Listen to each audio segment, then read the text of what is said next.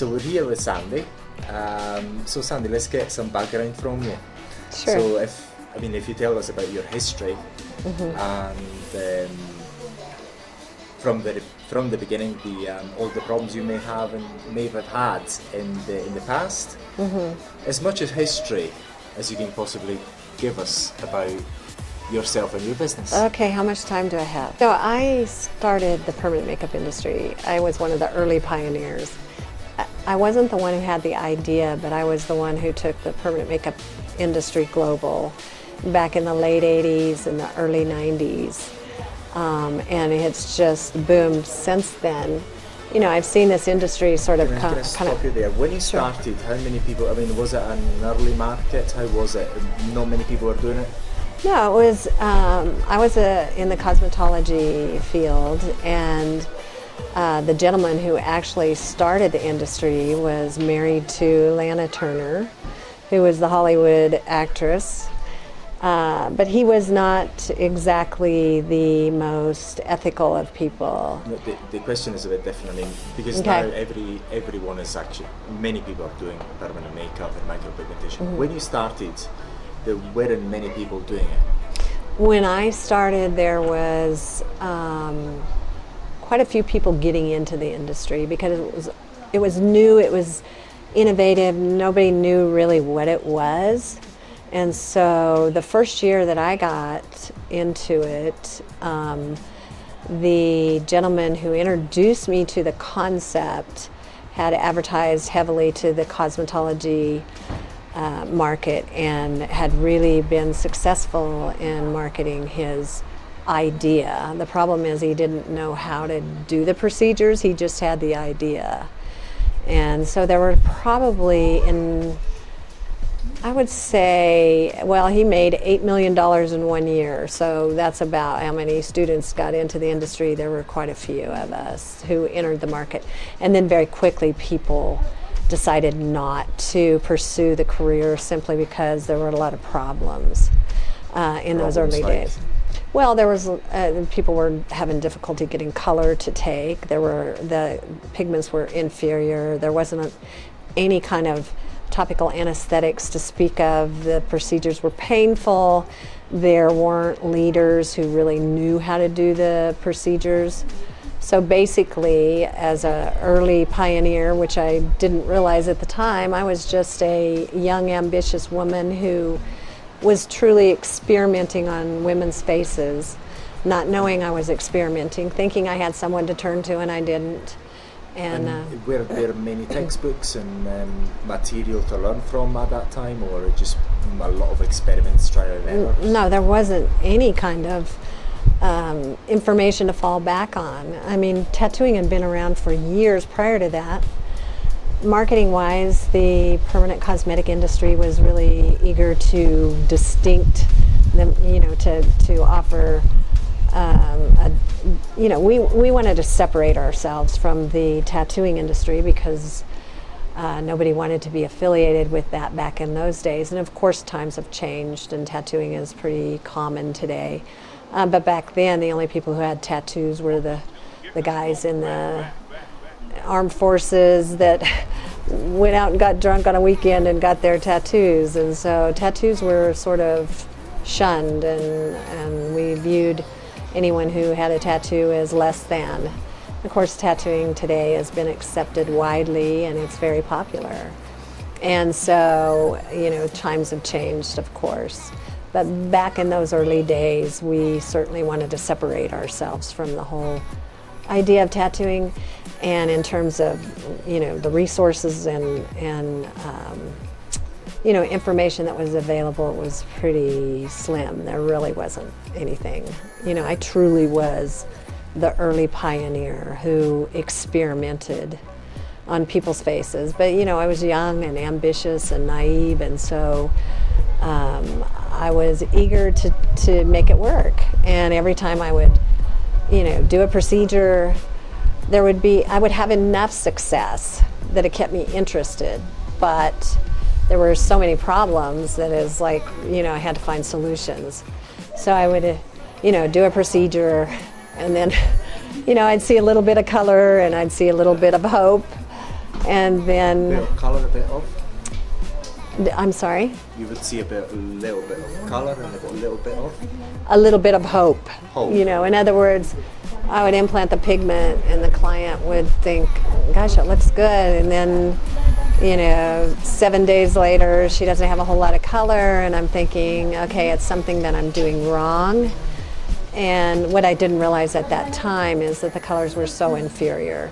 And so I really became passionate about researching colorants, you know, and so that's how somewhere along the line I developed this passion for permanent cosmetic chemistry of colorants. And so what has changed between when you started till now in terms of the chemistry of the pigments? you know, it's so interesting. And how did you develop them? And what was your, if you could give us a bit of background? Sure. I think I had a lot of beginner's luck in the beginning days, because so many of my colleagues, other people in the industry that were trying to make the procedures work, really didn't find the solutions that I found. And I somehow stumbled onto the lead chemist in the Pfizer Corporation, which is a large chemical company in the States.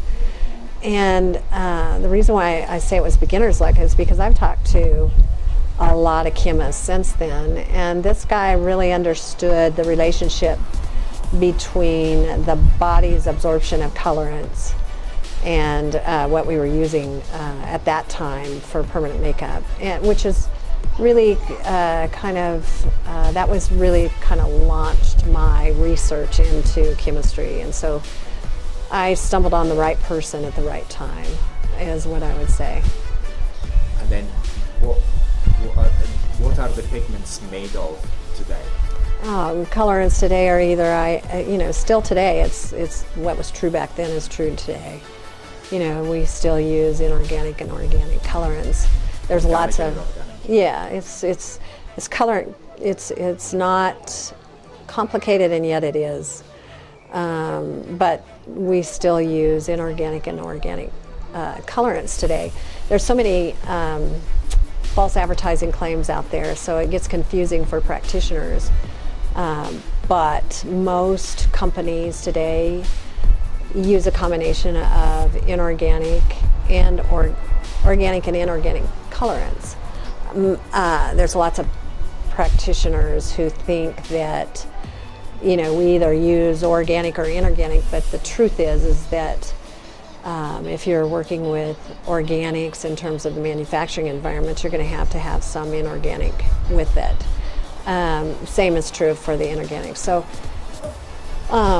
it gets kind of confusing for a practitioner because they don't understand color chemistry, and they aren't really expected to. That's sort of my role as a manufacturer, I would say. Just my opinion. What is the difference between organic and inorganic in terms of results? In terms of results, that's interesting. Again, there's lots and lots of myths. There's so much misinformation in our industry, but organics are carbon-based colorants. I mean, this is for an audience who knows absolutely nothing. Well, you know, it's not a either or. It's not a black and white issue.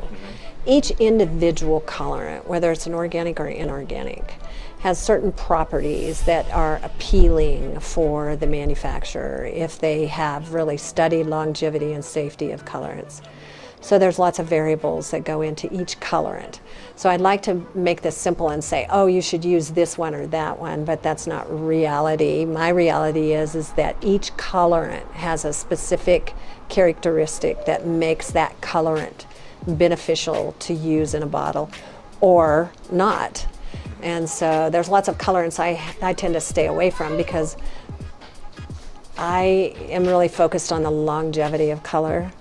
You know, I know that it's real popular today to create procedures that are sort of temporary because the modern marketing has a tendency to focus on temporary permanent makeup.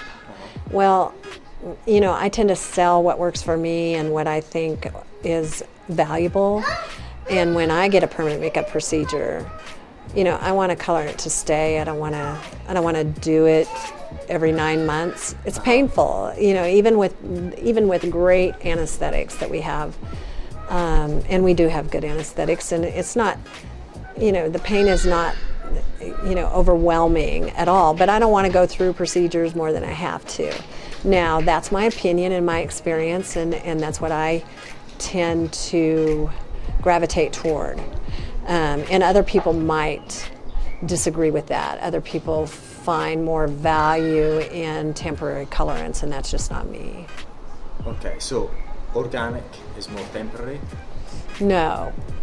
Or It's not, again, it's not a black and white issue. It's not that there's good organics and bad inorganics. It's not that, you know, we have to, as a whole in our industry, I think we have to get away from, what do you use, inorganic or organic? Because I find that there are inorganics that have properties that are quite beneficial, and there are some inorganics that last longer than other inorganics. Same way with organics. You can't just put them all in one bucket, so to speak. So what are the main difference in terms of properties between inorganic and organic? Again, it's not inorganic versus organic. It's about the individual colorant. So if you could take a red, for example. Okay. Now, I prefer more of an organic red than an inorganic red, but there are some newer inorganics that are coming on the market that have some benefit and some value. But I tend to gravitate toward some of the choices that I have in organics simply because I've tested them for so long. That's the other issue, is that our industry has done very little research aside from what Premier Pigments. I am the CEO of Premier Pigments, so of course I think there's value in my products because I have done that research. I've been definitely probably researched more pigment chemistry in the permanent makeup industry than any other individual, bar none.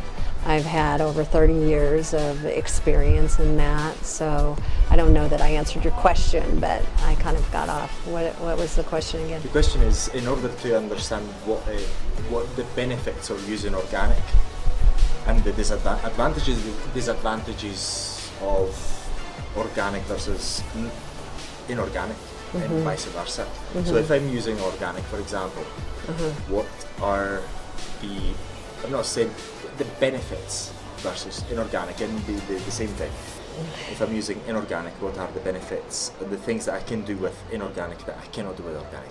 Okay, in terms of the end result. So in general, if we can possibly answer that question.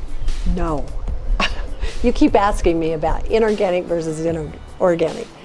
And I keep giving you sort of the same answer, and I have to say that again, each individual colorant has individual properties. There's no one pigment that is better than the other. It's just that the individual properties is what we really pay attention to when we're formulating a permanent cosmetic pigment. For example, there's a higher tinting strength in one colorant than there is in another. One colorant may have a higher opacity or yield a higher opacity than the other. And so I'm going to choose those. I do tend to gravitate, just because of my personal preference, toward pigments that are more opaque, simply because women want color. Even if they want natural color, they want color. Now, some people would argue that today's woman wants more natural. Well, I can create very natural end results with an opaque color. What I can't do with a transparent color is to create enough color that the client is happy. All of these procedures that are coming into the market where we see beautiful before and immediately after results don't necessarily yield a final result that the customer is happy with. So I'm really consumer driven. I make decisions based on what my consumer wants, not on innuendo and assumptions. I really pay attention to what that consumer wants. Okay. And how's the market changed since the beginning when you started? Okay, so the market has changed significantly since when I started. When I started, it was really a matter of educating the public on what permanent makeup even was. Most people didn't even know what it was. A lot of people hadn't heard it. So I was tasked with not just educating the public on what the risks were, as well as what the expectations, what the benefits were, but I was tasked with really introducing the concept of permanent makeup to the world. So today we don't have to do that. Today it's pretty well known. Most women know what it is. Mm-hmm. A lot of men even know what it is. Mm-hmm. And so it's permanent makeup is mainstream today. It's no longer this secret. It's a well-known part of society, and it's going to become more and more mainstream as time passes.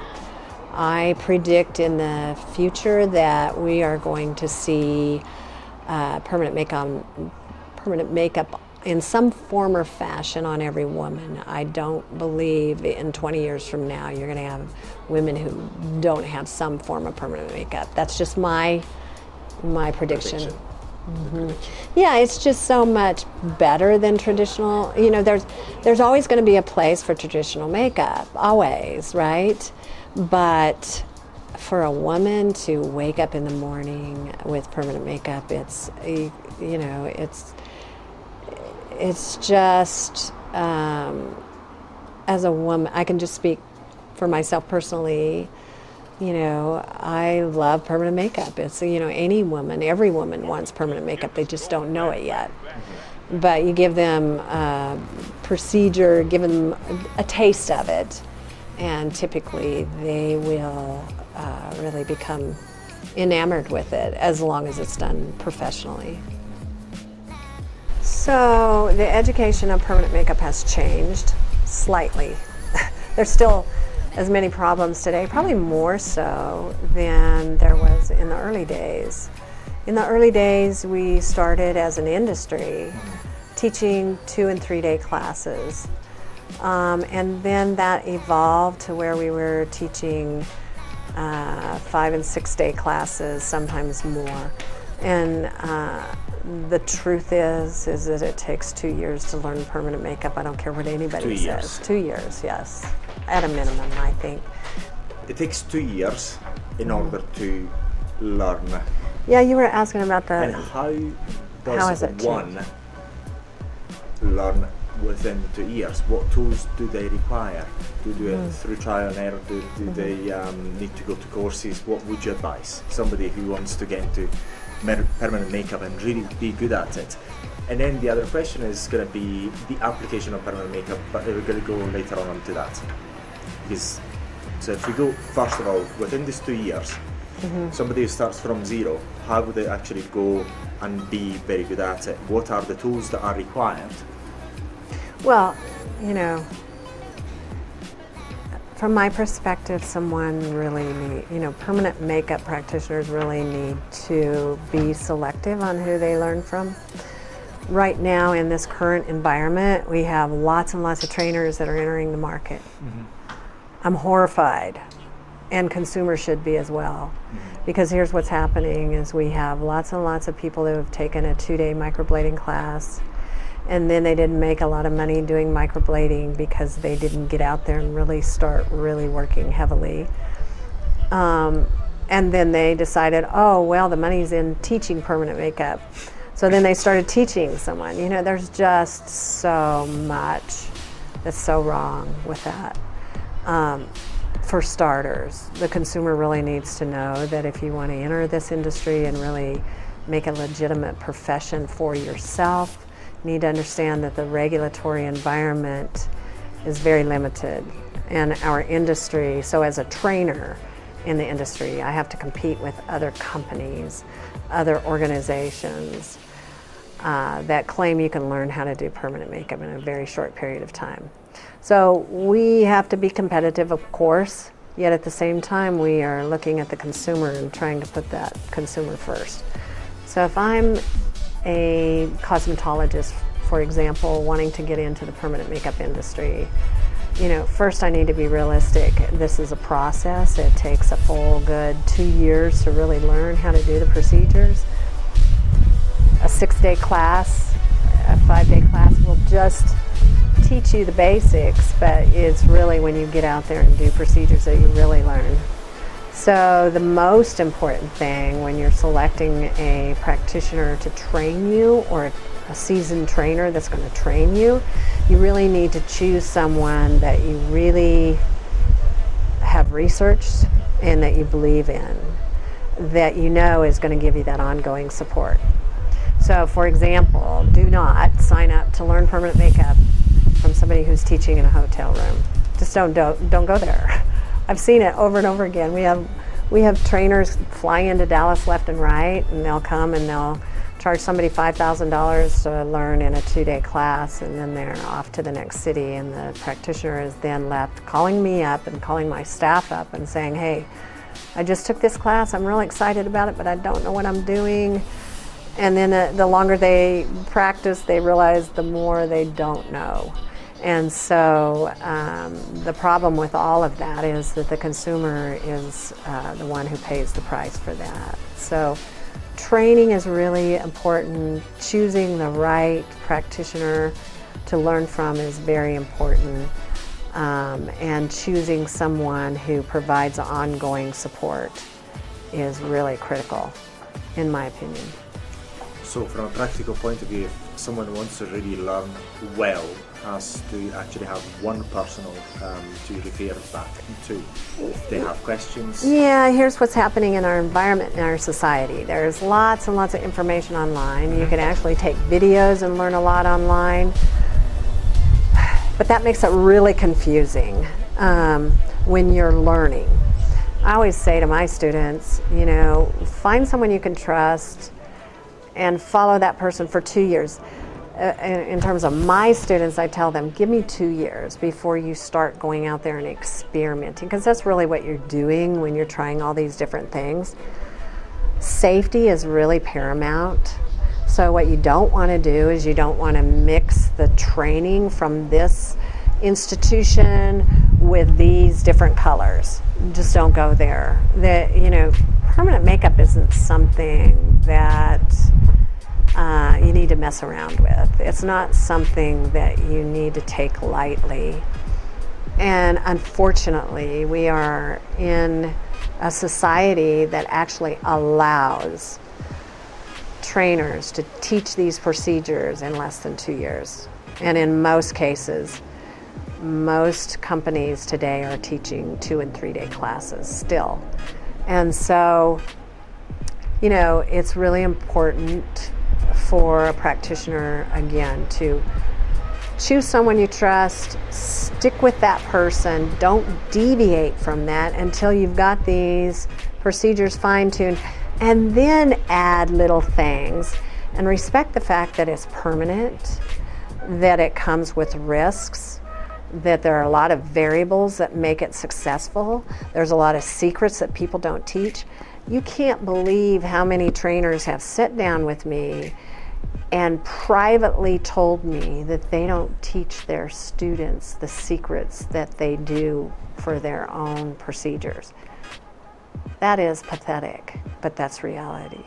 Okay. Yeah. Now, the other question is, what applications do we have with permanent makeup? Yes, as I obviously permanent makeup, scar work in terms of covering up scars, stretch marks. Yeah. So there's there's how many two things can one do with all these tools? Okay, so there's a lot of different profit centers that we can focus on as permanent cosmetic practitioners. Some people just focus on cosmetics. Some people just focus on when you say brows. cosmetics, means lips, eyeliner, eyebrows. Okay, so we have this in our training facility, we teach permanent cosmetics the traditional way, which consists of eyebrows, eyeliner, lips, full lip color. And then we teach paramedical classes, which consists of scar camouflage, any type of paramedical cosmetic, vitiligo, stretch marks, those sorts of things. And then we have scalp pigmentation, which is... Scalp pigmentation is, even though it's been around for a long time, it's been popularized in the last 5 years. Same with microblading, really in the last 5 years with microblading. So there's different types of techniques and different artistry that has really kind of been developed over the last few years, even though it's really been around for a long time. I think it's been repackaged and marketed very effectively today. The consumer needs to understand that all of those pretty photos on Instagram today, a lot of them come with, are created from, great photo apps and that sort of thing. Mm-hmm. So again, it behooves you as a consumer to really pay attention to how long has this person been in business. And I'm telling you, if this person's only been in business for a couple of years, you need to understand that person's in that learning curve. So, and I know practitioners too that have been in business for 10 years and only done a handful of procedures. So it's not about the length of time the person's been in business, it's how much have they done, how experienced are they, what do they know. I want to, if I'm going to advise my daughter to go to someone to get their permanent makeup done, I'm going to tell her, you need to go to somebody who's really experienced and very highly recommended, otherwise run. Mm-hmm. Mm-hmm. Because of the lack of regulatory. And there's regulatory, but there's a lack of effective results from that regulatory. So again, it's just, these are just my opinion, based on my experience. Yeah. Okay, that's it. Where can people find you? How can people find you? So I have a facility in Dallas. We're just opening a very large state-of-the-art training facility. Mm-hmm. Beautiful. Very proud of it. And we've worked really hard to develop that. And then I also have a facility in California. Mm-hmm. So, and then I have trainers all over the world, and we keep growing and expanding as time passes. So yeah, I'm all over the internet. You'll find me. I'm not actively involved in social media, mm-hmm. just because I spend all my time, doing procedures. But you can find me online, premierpigments.com. Premierpigments.com. Mm-hmm. Yes. That's your website. That's my brand. That's my website. Premier yes. Pigments, all one word, .com. Mm-hmm. Okay. Premierpigments.com. So, and you'll find all the contact details there. Yes. So for everyone who wants to get in touch with Sandy, premierpigments.com, you'll find the link here and the URL, so you know where to find Sandy for more information.